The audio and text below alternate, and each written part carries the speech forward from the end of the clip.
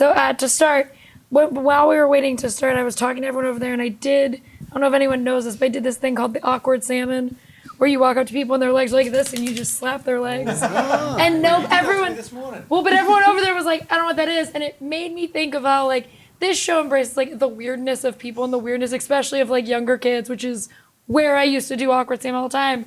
Do you guys have those awkward things? You guys are kids that you do to each other that you're like, maybe we shouldn't be slapping each other randomly, but now we just do it because. I didn't know how to name, but I literally did that to Matt earlier today. Yeah. I hadn't seen him in a couple months, so I greeted him by like slapping him between the thighs from behind. And I thought it was an awkwardly placed salmon, just like randomly on the floor. An awkward salmon. I taught my 4-year-old niece this, and now she just walks up and slaps people on the legs. I'm like, I feel a bit left out. I've never been salmoned. I'm coming for you. You've been an awkward salmon. I got your ankles. There you go. You've been awkward Part salmon. of the club now. But like, you guys are kids. Do you guys do weird things like that to your fellow classmates just on a whim? Yes. Yeah. It's not really weird, but I taser them.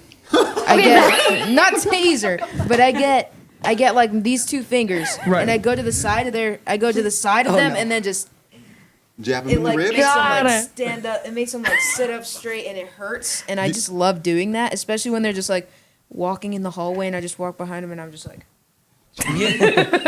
on set of Wizards Beyond Waverly Place, we'll always do this thing where when we stand around a lot waiting for direction and blocking, and when we're standing, we just like to kick each other's knees out from under each other. Oh, dead legs? Yeah. So Yeah, we we just call them are dead falling legs. backwards, and then because it's a thing, you can't like yell at the person, so you're just like, yep, you got me, you got me. Do you have anything that you do to be aggressive at this point, I guess? Oh, right, sorry. I would like to say that I'm a perfectly normal person. I do not do any of this. That's a very naive answer. Yeah, no, this is in the not man. me. She went, microphone? Yeah. I'm normal. Yeah, I'd like to stand apart from this group of men. I will give you a handshake, and that's good enough for me. Good for you. You're just giving gentlemen handshakes. You're just like, yes. Yeah. She was Good meant job. to be Yeah. the clever one in the Watterson family, you know. On brand. Well, to be honest, this was my introduction to Gumball, was watching these new episodes. I didn't know what it was. The minute I found out that a fish evolved and was called Darwin, I was like, oh, actually, that kind of rules. Because I love just thinking about Darwinism, and I was like, I'm just thinking about it naturally watching this show. So I wanted to ask all of you, when you're watching, or you're getting to be a part of something that is so weird and fun, what for you are the little things that you like always thinking about while watching it, or going back to when you're kind of writing it or engaging with it in any way? I'm always thinking I feel like when I watch Gumball, it's always with an admiration for how kind of well it's structured and how like well paced the jokes are. I think as an animator, I struggle watching animation just as a removed normal member of the audience. And I'm watching it for what they've done and all the tricks they've pulled. But it's also so good that I feel like I can enjoy it and appreciate it for the art that it is. And now we've made more of it. Yeah. It suspends your disbelief. Yeah. You can take off your animator hat and watch it. Yeah. I just love it when we commit to something really stupid, you know? Like episodes where, I don't know, Banana Joe starts wearing pants and he's a banana, and that really rubs Gumball the wrong way. He's like, why? He's got a skin that's he's naked underneath the skin, so he's wearing Pants on pants. pants on, you know, like a wetsuit. It's like wearing pants over a wetsuit. And I love how we just commit, and for 11 minutes, that's what we talk about. As animators, do you guys ever, in creators, do you guys ever have the moments where you're like, how have we not already done this? Why It has happened, here and there. Okay. But it's rare because we really try and go there every time. Yeah. But then sometimes someone says something and we're like, oh, this is great. Last time I was talking about an episode idea with some writers, and we were saying oh, you know how people have midlife crisis? Gumball could have a crisis because his life is mid. And then and then we're just we're geniuses, aren't we? You know? What if we made a crisis that was just mid? I love how the episodes, they don't need a lot of explaining. Like if you look at like on the streaming services, when it gives you like a little synopsis of the episode, the synopsis is like 7 words long. It's like Gumball finds a trumpet, and that's it. That's all you need to know. Gumball questions banana. Yeah, exactly. What about for you guys? Is there, when you're watching it, is there something that you find every time you're like, you know, I like thinking about this character, I like thinking about this thing? After watching it, sometimes like when the episode's over, I just pause it. And I'm like, what just happened? Like, is this real? Like, I was like, there's no way this show's real. No way this actually happened. Like the butts. I was watching it, looking at it, and I was just like, wow. It's it's body positive. It's very I was like, buddy positive. Very buddy positive. I see what you did there.